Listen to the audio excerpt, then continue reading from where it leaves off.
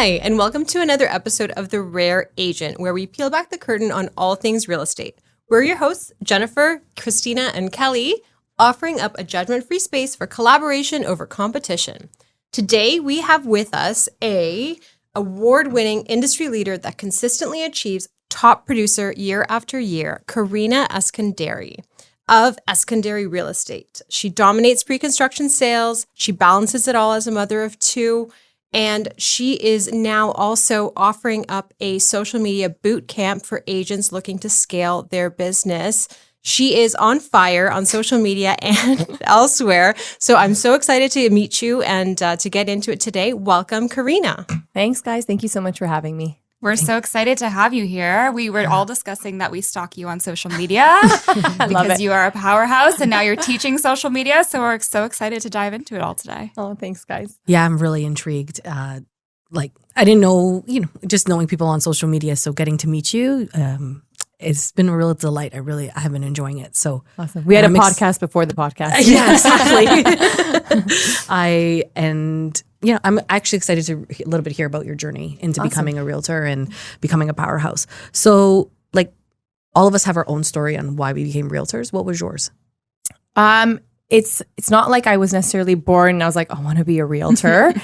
So my degree was in biochemistry. And when I finished, I just didn't know exactly what I wanted to do. And my boyfriend at the time, husband now, was flipping houses when I met him. And I was just part of that whole process. When we first started dating, he was literally at this house he was flipping all the time on the Danforth. And I was like, oh, I actually really like this. And oh, your realtor did that. I'm like, I could do that. And so I kind of just didn't think twice. And I shot through all my courses, got my license, and just went in deep the second I finished. Amazing. I was actually working in a pre-con site before I was licensed. But yeah. Yeah, so you caught the bug and you just never stopped. Yeah, that was it. You're so multifaceted, hearing about your career with your biochem degree, sorry, is that biochem, Yeah, that's right? Oh my goodness, you're a genius. Why biochem? I was just really good at science, ever since I was young. So I thought I wanted to be a vet or a doctor. So I kept just doing science because I was like, oh, I'm just good at it. But I had zero desire to go to med school for 12 years or 15, however long. My friends are still studying who went to school with, and I just didn't have that passion. Fair enough. Got it. Yeah, because if you're gonna commit that much time, you have to after a while. Yeah. Okay, so for you, what does a regular day look like? Oh my. A regular day is being woken up super early by my kids, 2 of them, and then rushing to get them out of the house, get them to school. And then I do go to the office every day unless my schedule just doesn't allow for it. But I do head to the office. And then I typically have showings probably in between during that time. Then it's mom duty, pick up, and then showings after that. And then I try to sleep really early. I'm a 9 p.m. or 9:30. Yeah. Sleep just hits different when you actually go to bed at a proper time. Yeah, agreed. For sure. I'm a steady 10 o'clocker. 10 o'clock's early too. Yeah, 10 o'clock's early too. I feel good. I feel refreshed. I can handle the day with a solid 7 to 8 hours. It feels good. I had an offer night last night and it was 9:30 and I was like, oh my gosh, I'm not going to make it. And I was I was messaging the agent. I'm like, can you please just give me an answer? I will pass out on you. Yeah. So if I need to do any improvements, it's now or never. Yeah. Oh, it happens. I found myself dozing off and then opening up. I'm like, oh my God, I'm still working. In a panic, you wake up to messages. Oh, it happens. It happens. So what do you do for fun? What is something that's if you mixed in a little bit of work, what is something that you enjoy for fun? I'm an avid gym goer. So I do exercise for me is my outlet. I work out pretty much every day, some type of maybe 5 to 6 times a week. So I do make sure I incorporate a workout all the time.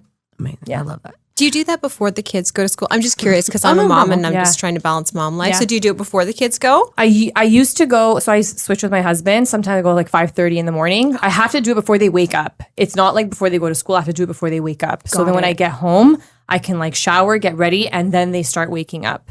So usually then or right before I pick them up. So are you a part of the 5 a.m. club? I used to be more consistently. Everybody wants to be. I know. I actually loved it, and it was a game changer. Mind you, you do get really tired at 2 p.m. You start to The crash. 3 p.m. Yeah, it starts to get you. And it was awesome. But then I decided to be nice and share gym time with my husband. So now he goes more in the morning. So kind of you. So nice of me, I know. Only one of us can be fit in this couple. You are like on the top of the fitness game though. Were you always into fitness or like were you athletic in school when you were younger? I've been going to the gym since like grade 9. Gotcha. Yeah, so since high school, I got really into it, and I think it was when I was into Usher, and he had like abs, and I don't remember, but I have this vivid memory of him saying he does 1,000 crunches a day until he saw his abs. So I was like, I could do that, and I was like 10 years old, whatever it was. So I was just super into it since then, and now it's like my medicine. Yeah, Love that. Love that too. So we have it here as like, how do you differentiate yourself? Like what is your secret sauce when it comes to real estate? Oh man, that's such a loaded question. Secret sauce, I would say I care a lot. So maybe to a fault. So like it's like the thing that helps me, but it's also what is so difficult is I care so much and I get very involved with the situation. So I take things I personally, you know what I mean? Like I feel what my clients are feeling. And I think that's what makes you a good agent and why people continue to want to work with you because you don't treat it like a transaction. But at the same time, it's very stressful on you because you are absorbing all of that stuff, right? So I can't sleep if I feel like my client's not happy with what happened or whatever. So When it's is your like a double-edged birthday? sword. When is your birthday? December 2nd. I'm a Sagittarius. I was getting Capricorn vibes, but Sagittarius makes sense. I don't know anything about that stuff. Only when you were using words like caring and stuff like that, it just kind of was like, I really want to just know when you were there. Just my own thing. And so you've created a team recently, and what have you seen it changed as a result of having a team? Yeah, so it's been just over a year since I had my first team member. Actually, well, I guess my first hire was my ISA. So yeah, it's been about a year. Things that have changed, I've been able to be more places at once, I guess is the best way to put it. Because I just reached a point where I just physically couldn't do it. I couldn't service everybody. So like leads would come in, like sign calls or something. And I'm like, well, like that's a buyer. I just can't service them. So the team helps with trying to expand the business. And that's what's changed. Like time has become more available in some ways and less available in others, I guess.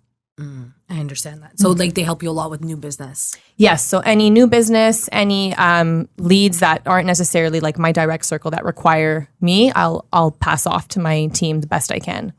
So another question we have here, because we're interested, what does your team structure look like? So I have an inside sales rep and client care coordinator. So she does a bit of both and she's full-time in-house. I also recently, as of January, have in-house media team. Oh, wow. Yeah, so that's been a great new hire that I was really excited about and I'm loving it so far. And then the rest of the team, they're all amazing sales reps.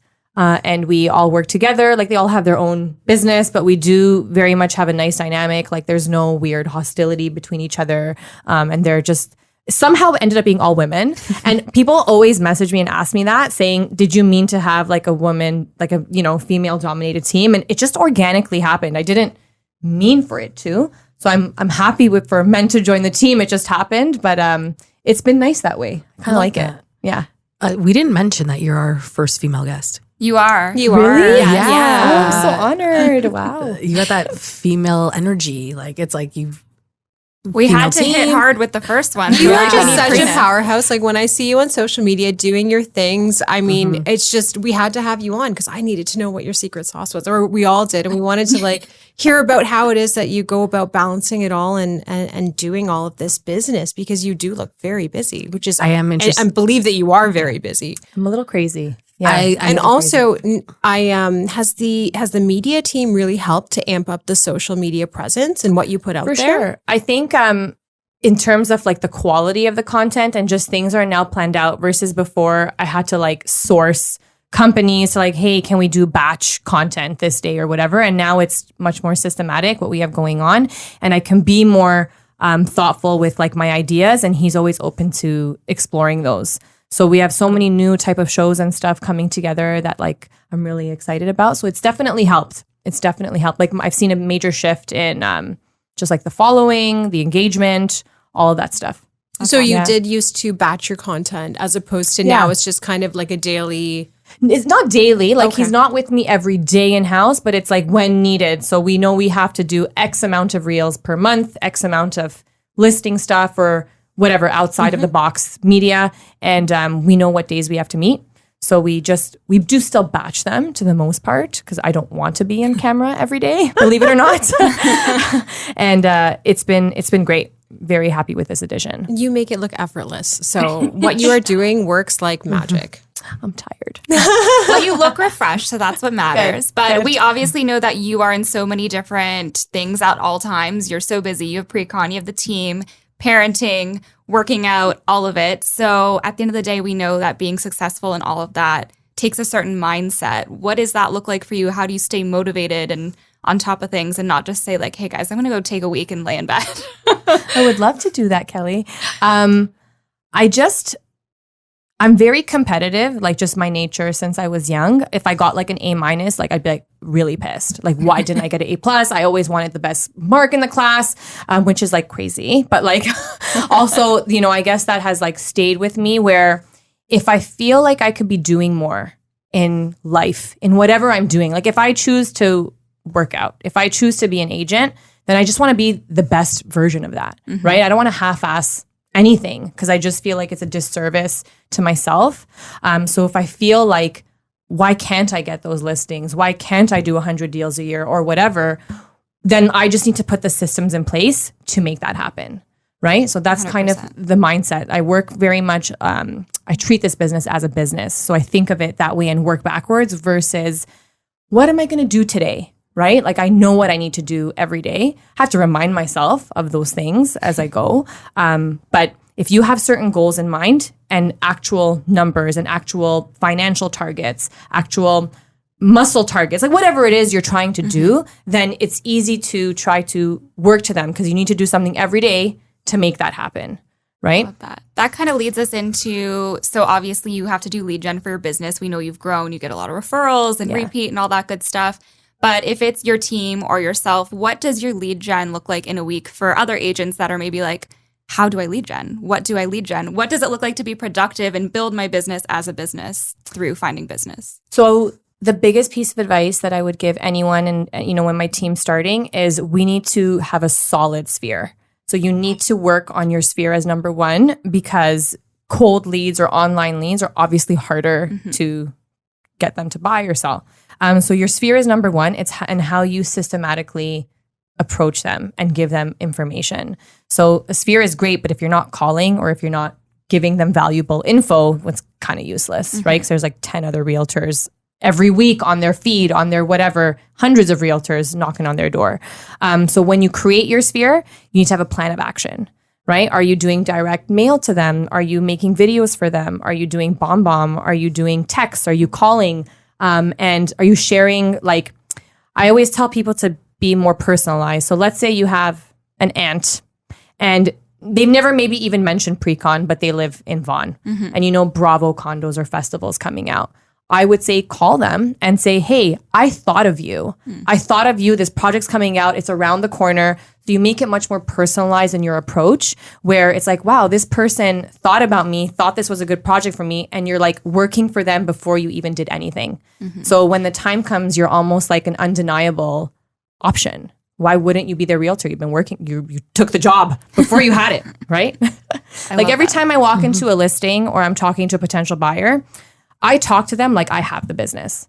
So when I go to a listing appointment, it's not like, do I have it? I'm like, okay, so I brought my lockbox. The sign will be installed this day, right? So I kind of go in with that approach where it's like, it kind of happened before you even knew it. But I think you have to have that mentality.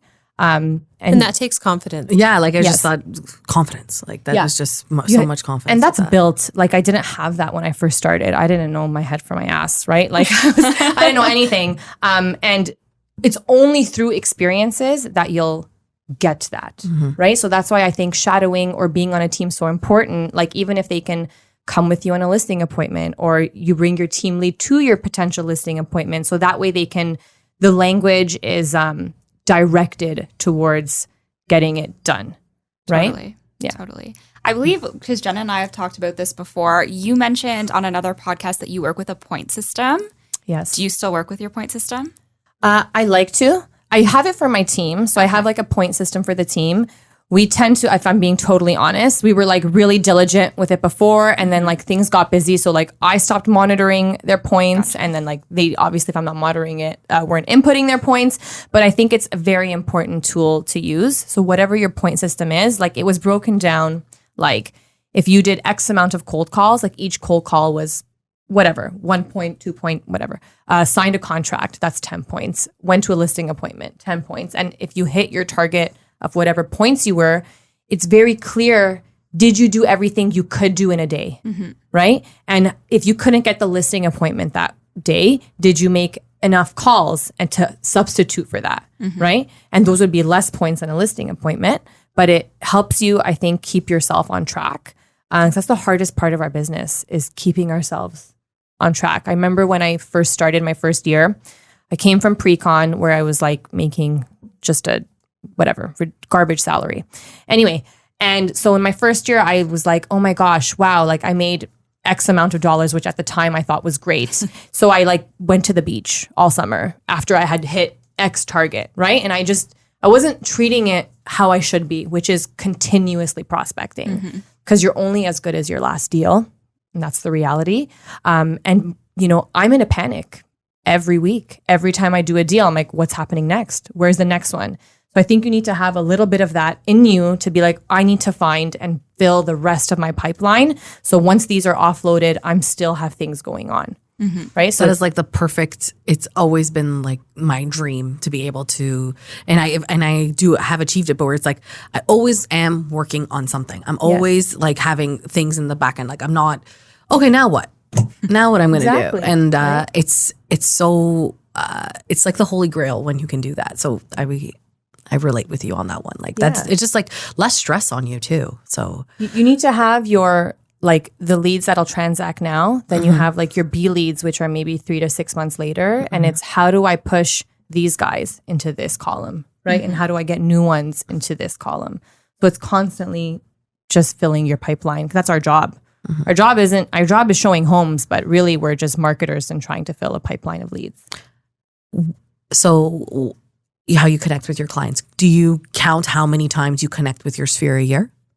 Yeah, so I do. I try a 33 touch program. I was recently told that's like a Keller Williams training thing. I didn't even know that. But yeah, so 33 times, and whether that's like direct mail, calls, texts, emails, stuff, videos, stuff like that. So I do try to keep in contact the best I can.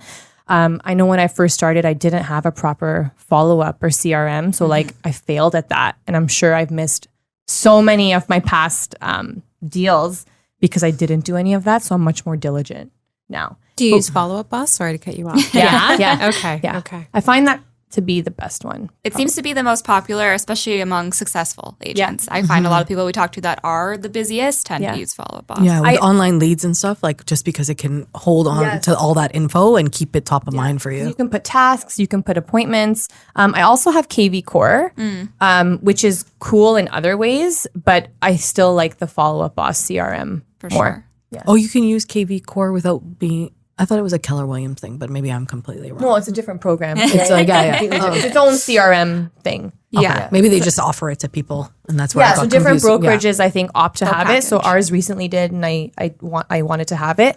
What's cool about that one is you can like literally click and do a Facebook ad campaign for your listing. Cool. So you can show your client, hey, like I have these ads running like on Facebook or whatever, Google, blah blah blah. It's like a one-stop shop. Amazing. Yeah. So we know that you're the queen of social media. You're so good at it. Everyone we know follows you. So obviously you're doing something right. And as we mentioned, you have established a social media boot camp to help other agents. What's the biggest difference that social media has made for your business?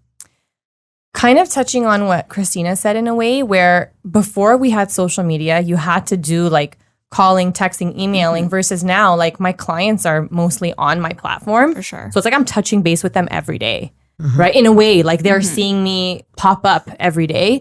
And it's opened up the avenue of new leads from strangers or like, you know, those people who, so there's the strangers, then there's the people who like kind of think they know you, but they don't really know you. And that has been helping build up a steady following of leads. And even old people from like high school that you don't talk to anymore, but they're on your social media. Like that's your biggest catch, is now you're popping up as a realtor where you probably normally wouldn't have chatted with these people, right? For sure. And so your main platform is Instagram. Is that where you tend to do most of your social media work? Yes. Yeah. Instagram. I'm not on TikTok. I have an account. I like literally never log in. It's not my style. I find, I think TikTok is great in sense you can go viral faster, but the quality of leads is not as high, and it's a much younger demographic. Yeah. For sure. So as the bootcamp leader of social media, if you had to give just one tip to people listening, how they can optimize their social media tomorrow, just one thing that they could do to be 1% better, what would it be? Consistent. If I had to give one piece of advice, it's consistency. Because consistency will beat talent. So that's the difference. Do you post or do you have someone that helps you? I post it all. Good for you. You're amazing. You're my hero. That just changed the game for me. Wow. Yeah, Okay, I I love posted it. all. You didn't hire somebody? No, I'm very like OCD with like my captions, with everything. Like I'm very specific. Yeah. Like I know my ISA will do like our page, and I'm like, why is it those cap? Like we have a running joke where she'll send me like a picture and be like, don't get mad at me. Is this fine? And I'm like, you know that I'm not gonna like it. So anyway, she like, and whenever she does a good post, she's like, oh my gosh, that's the best news I've ever heard. Because I give her like the thumbs.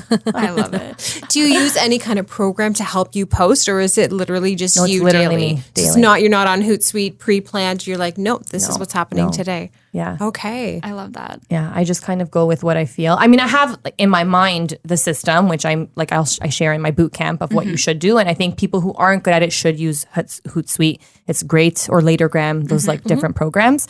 I just know now what I should be doing For sure. and I fluctuate between my like 3 different content pillars. Got it. What are they? Okay.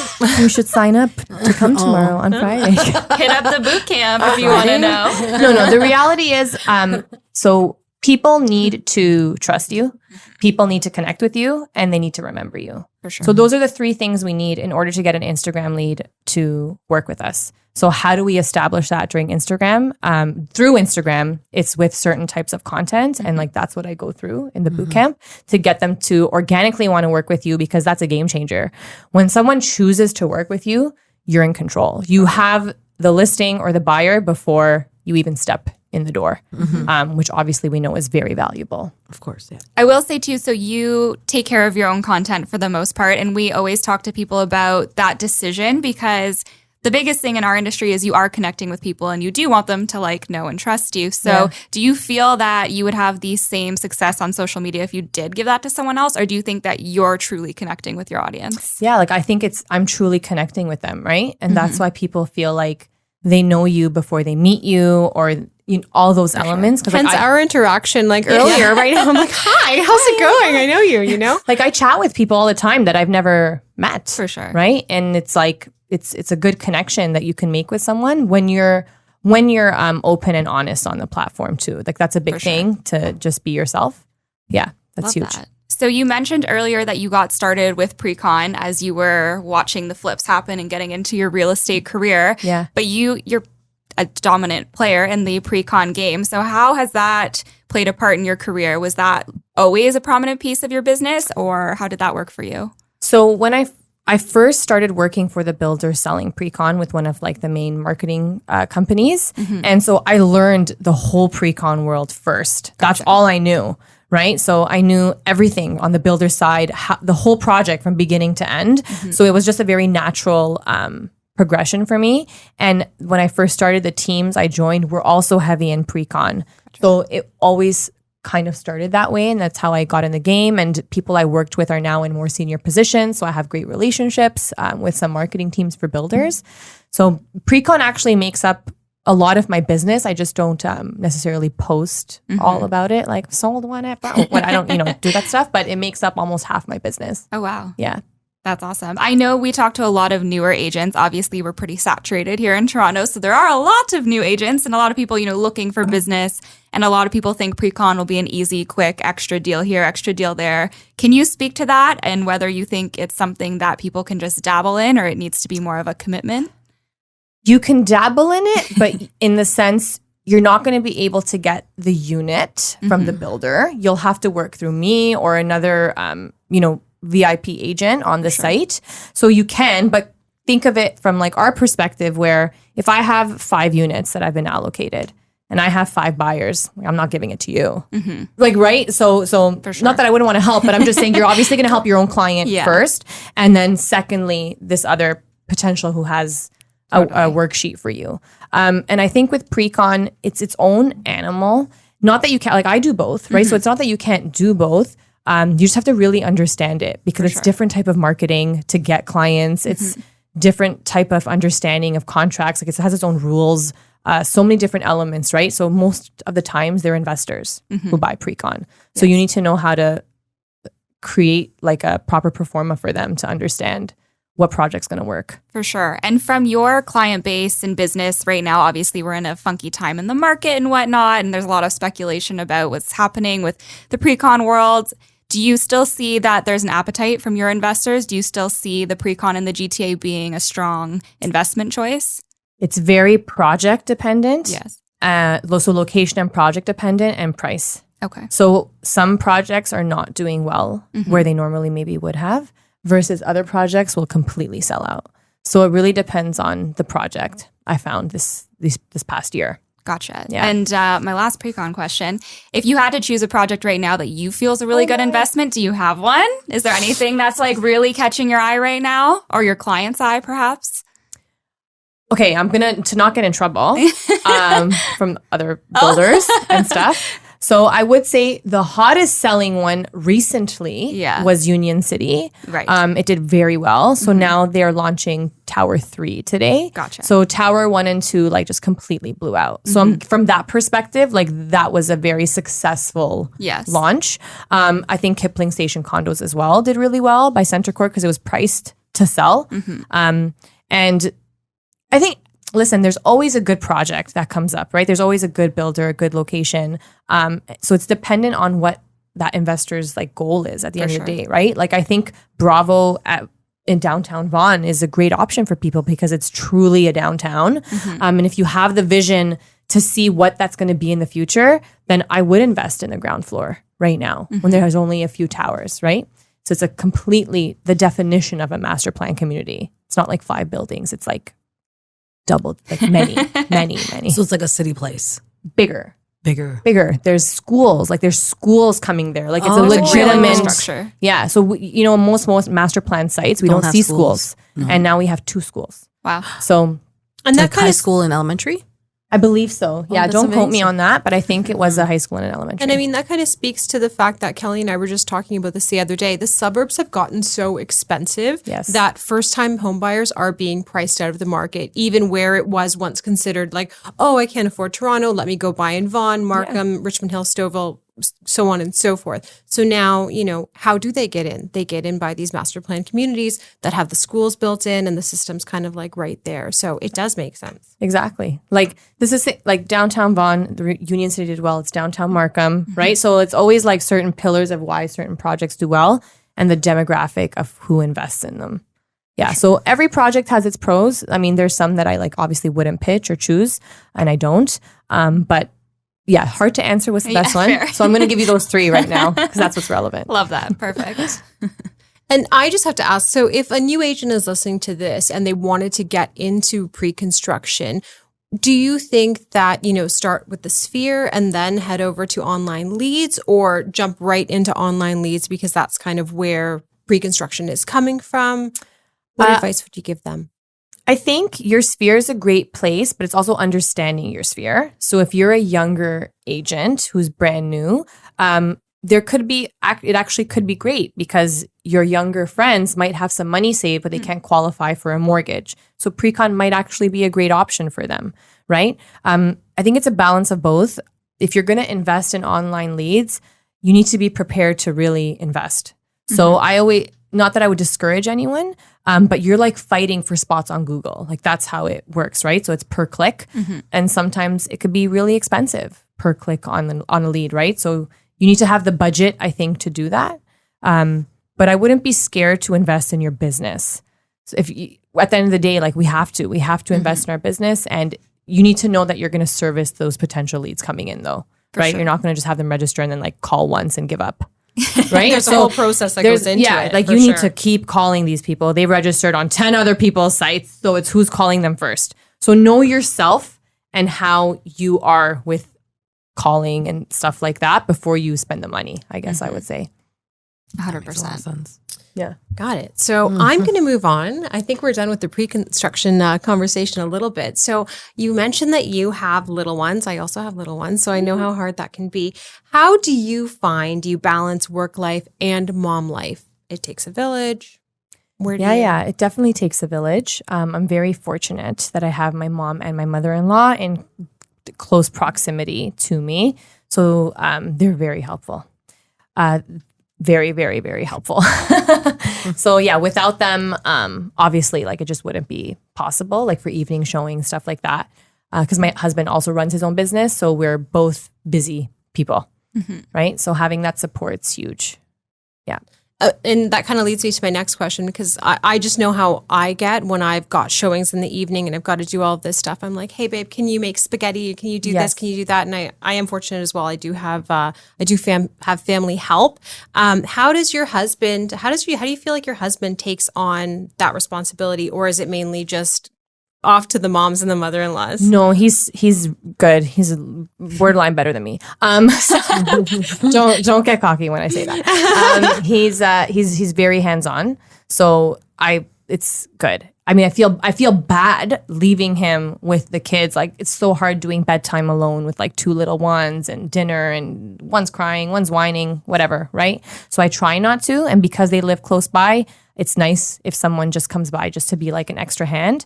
But obviously, like very capable by himself, and I'm capable by myself, but I still want my mommy. Help me.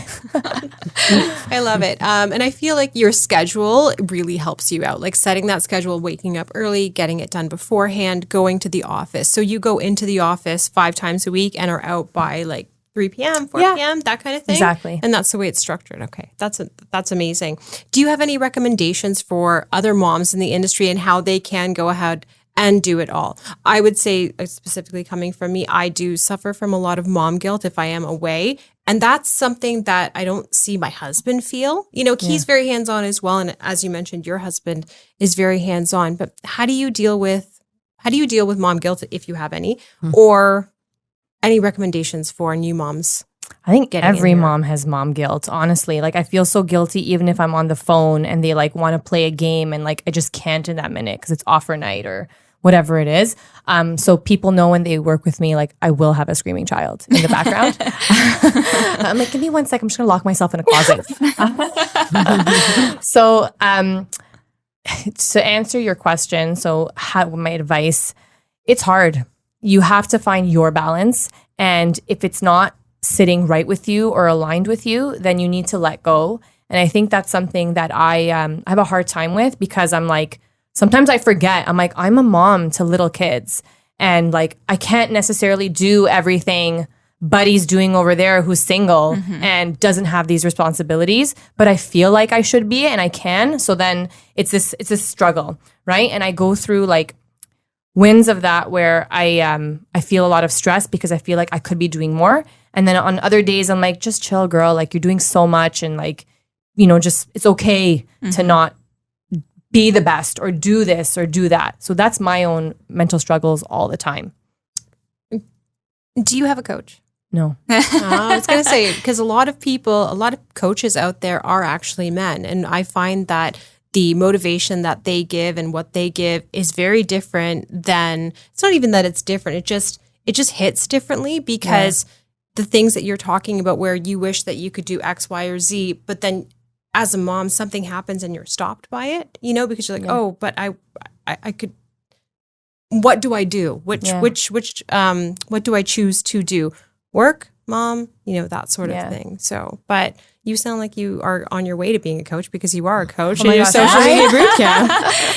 No, we've mentioned before through our personal discussions, though, like you listen to really successful people like Ryan Serhant, for example, and you hear about his day, but he's like, I try to maybe get an hour in the evening with my daughter, and every third weekend I spend with her on this Sunday. And unfortunately, like it's really hard for moms to have that same ability. It's not a reality. And I think, I've never spoken about this, so it's cool because I feel so much pressure on myself. It's self-put pressure because I have this mental thing where like, oh my God, I should be the best or I could be the best. But then I'm looking at, you can't look at what's around you because your circumstance is very different and you need to protect your family dynamic. And that's number one, right? So protecting my family is huge. And if that means doing less deals or it means taking on, can't do that, then I'm okay with it.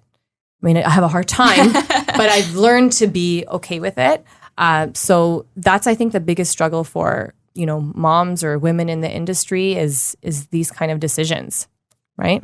For sure. I think even becoming a mom gives you that type of blocker because that's what it feels like for me sometimes. Yeah. It's like, I don't know how I would fit that in. I think about that all the time. I'm like, oh, okay, do I want to have a kid? But then, oh my gosh, what's that going to mean for everything else? So I always find it inspiring watching all you guys do it all with your kids. And I'm like, oh my gosh, that's wild. You'll find though, for me anyway, I became a better agent when I became a mom because I was locked into certain times that I had to do my stuff. So many moms have told me, so many agent moms have told me that they're like, I have 1 to 4. Yeah. That's it. There's no negotiable time. And I think people respect that when you're a little bit more definitive. Like, I'm a really good at my job, but these are my boundaries. And if you want to work with me, this is what it is. And they'll bend for you. Yeah. I mean, yes. I mean, I'm like all that. I'm like, yeah, I can go at 9 p.m. Yeah, I can go. So, but in the sense of you have so many hours that you're giving yourself to work. So if I know I have drop off at this time and pick up at this time, let's just say, I have to get my shit done in those 6 hours. For sure. I don't have an option, right? So my day compresses and like you're much more focused versus before I had the kids, I had way more free time. So I was like, oh, I'll get to it on Saturday. I'll get to it this night. And like, it's just not an option anymore, right? So you force yourself to do it in that time. I'm guessing you find that too. Or? Absolutely, because you could just run from, I could leave the house at 9 a.m. or 8 a.m. and I wouldn't come home until 9:30 and I'd be like, hey babe, how was your day? Yeah. No problem. Like you just keep on going and that energy, that momentum is like never ending. But then to your point, now you have to add in all of the other things. My kids are in school, so it's very much you have to be home at 2:45 to pick them Every up day, and do all the things. I hear the little alarm go off on her phone. And it's like, time to pick up the kids. Yeah. No, but seriously, when you're getting into something and when you're definitely into work, honestly, I love my children. I would never forget them. But when you're so focused, I literally need an alarm. Like it needs to go off to make sure that I stop because otherwise I am like in my computer and out on showings and doing whatnot. So I find it very helpful. But I think that's why also the team was a non-negotiable. I had to do it because I wanted more time with my kids.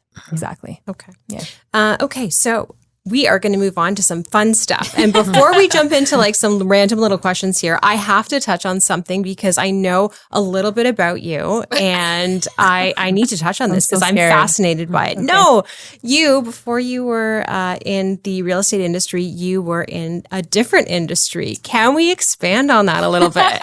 There it is. Yes, I used to be a singer. Ooh, I love it. Yes. I love it. Biochemistry, music, real estate. I love this. How did this happen? I've lived different lives, guys. I love it. How did it happen for you? What did you do? So I'm assuming you went to school for biochemistry and then somebody found out you had like a So I was singing since I was really young. Oh, yeah, okay. so I was in singing lessons since I was grade 1, like very small, piano, guitar, all that stuff. So did lots of music. And then I went to an art school for high school. So I did music there. I was in like musicals, things like that. Like just local ones. And then I found like producers and I was in like a pop singer. I love that. Like a pop singer. And even though I was trained classically. So I was trained like an opera, like classical singer, but I loved pop and that's kind of what I pursued. So like I had a couple songs on the radio. I love this so much. And like Z103. I think I had like a music video on Much Music. I opened for the Roots at the House of Blues. Wow. That's so I exciting. opened for the Pan Am Games here in Canada. That's incredible. So I've seen you then. oh my gosh, I was at that. Were you? Opening ceremonies? Or I was on a stage somewhere. I don't know. It was in the exhibition place, wherever it was. That's Oh awesome. yeah, I totally went to that. And you know, I had songs I recorded like in LA and New York and stuff that were picked up by some TV shows, so that was cool. I still get some royalties. That's amazing. So I love cool. it. I love it. Why did you choose not to be the new Britney Spears? Oh, What was gosh. the shift? You know what? I was getting a little bit older. And by older, I mean like 22. And that's old. Yeah. And during that time. And I just felt like I didn't know how much more I had it in me to like struggle as an artist. And I thought, I'm like, okay, like, do I want to make it? And so I started asking myself, like, do I even want to make it? And I was like, well, I want kids. I want a family. So like, do you know what I mean? Like when I started asking myself those questions, and then I met my like husband pretty young. And so I think that kind of, not his fault, but it just steered me in a different direction. So I guess I had lost like the burning passion to succeed, because you need a burning passion to succeed in that, to struggle, to bartend, to carry you through, like, you know, all that Very stuff. different life. Yeah, totally different life. I can make some mean drinks though, because I did bartend Nice. to get me through that life. Love that. Didn't everybody? Yeah, exactly. We'll have to fact check that one. Okay. So jumping off of that, if you could describe one word or have one word for the year in 2023, this market, your motivation, what would it be? Navigating. That's a good one. Yeah, navigating. It's changing so drastically, like every month, it's just a whirlwind. Yeah, I feel like the next 6 to 8 months are probably going to be really tough. You know, they were tough end of last year, heading into this year, then things picked up, and it's just a weird space. Like it's weird because sellers see certain things and have expectations, but then it's very dependent on so many factors of like that neighborhood, that house. So it's it's emotionally navigating emotions of buyers and sellers and yourself and your business, right? Like if we look across the board, 50% is down. So it's normal if 50% of your business is down. And I think that's a hard thing for us to accept, where I'm like, why is it happening this way? I'm like, well, it's across the board, right? It's all of us. So it's just understanding, what do we need to do to fight that and to be a top agent during that time when it's scarce, For sure. right? Okay. And I think the this pool is is contracted so much right now. exactly, but I think it's a really good time in the sense for agents to establish themselves, because if you succeed through this difficulty, and you know, we're probably going to have banner years, what they're predicting, 2025, 2026, then you're going to be in a really good position. So it's kind of just getting through that. Hold on. HODL, that was a crypto term for a while. Hold on for dear life. Oh, really? Oh. So I was going to go back and ask, you know, what would you tell your younger self? But I actually am more curious about what do you see for Karina in 5 years? What does Karina's business and life look like in 5 years from now? Great question. Great question. I do eventually see myself in some kind of coaching element, like a platform that's like all encompassing for people. So maybe not in 5 years, but I do envision that like for the future. I like it. I realize I liked it.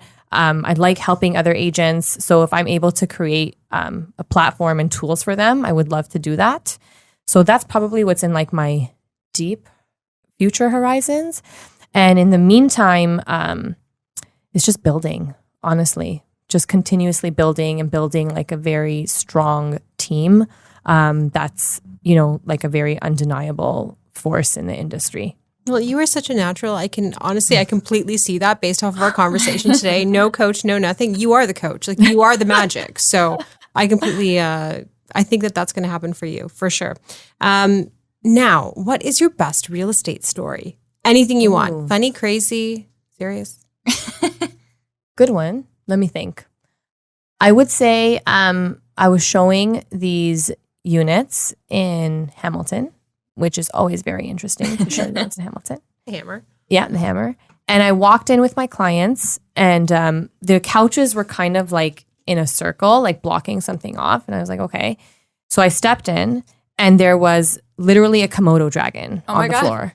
Not a Komodo. Okay, it wasn't a Komodo dragon, but the lizard was the size of this table in the middle of their living room. It was just the most bizarre thing. And actually, no, wait, I have a better story. So that was that Komodo dragon story. I had a ghost story, a really good ghost story. Yeah, it's really good. So I go to this showing with my clients and whatever, we see the house, it's nice. And it was beside like a cemetery. Okay, fine. The backyard had a swing set. There was zero wind that day, but there was two swings. So all of a sudden, like there's a husband and wife, and the husband's like looking at the park. He's like, "Why is that one swing swinging?" Oh my God. Oh my gosh. One swing was swinging, not the second. Back and forth, back and forth. And his wife was like super into spiritual stuff. She loved it, and we're like, get the out of here. There was no wind, there was nobody. It was one of the swings That's wild. swinging back and forth. Like we had goosebumps. It was like really creepy. Oh my we ran out. gosh. Yeah. That's a good one. So Did they they buy didn't the buy house? They did not buy the house. Yeah. She liked it. She's like, "Hi, spirit." I'm like, "Stop talking to the spirit. Get out of your car." Well, at least she liked it. Yeah. the Komodo dragon. I probably would have like been like, ah. It was so screamed. shocking. I like stepped in and I was like in this pit with a lizard. Like, Oh my gosh. Oh my God. Okay. We are going to head into the rare roundup. So this is a series of 3 questions that we ask all of our guests here, and you have to answer in like 3 seconds or less. oh gosh. Rapid fire. Okay. Ready? I think Favorite GTA neighborhood? right now, Leslieville. Love that. Okay, very cute. Okay. I want to expand on that, but we won't. Okay. As a busy realtor, what is your favorite fast food? A foot-long Subway sandwich. Nice. Subs have been popular lately. Yeah. We had Footlong Dave Subway. Hutchinson on. He said the same thing? And he said the exact He's same been thing. in a sub phase. Wait, Yeah. I don't know if he said the same thing, but he definitely ate a lot He of ate subs. a big sub. Yeah. He ate 2 12-inch subs. Oh, 2. Well, he's double my size, so that makes sense. There you go. Yeah. Okay. And last but not least, what do you believe makes an agent rare? Compassion. I like I that like that. one. Yeah. I think compassion to your client's situation. Yeah. I Yeah. think that's a good one. Empathy goes a long way. Mm-hmm. 100%. This is very emotional business.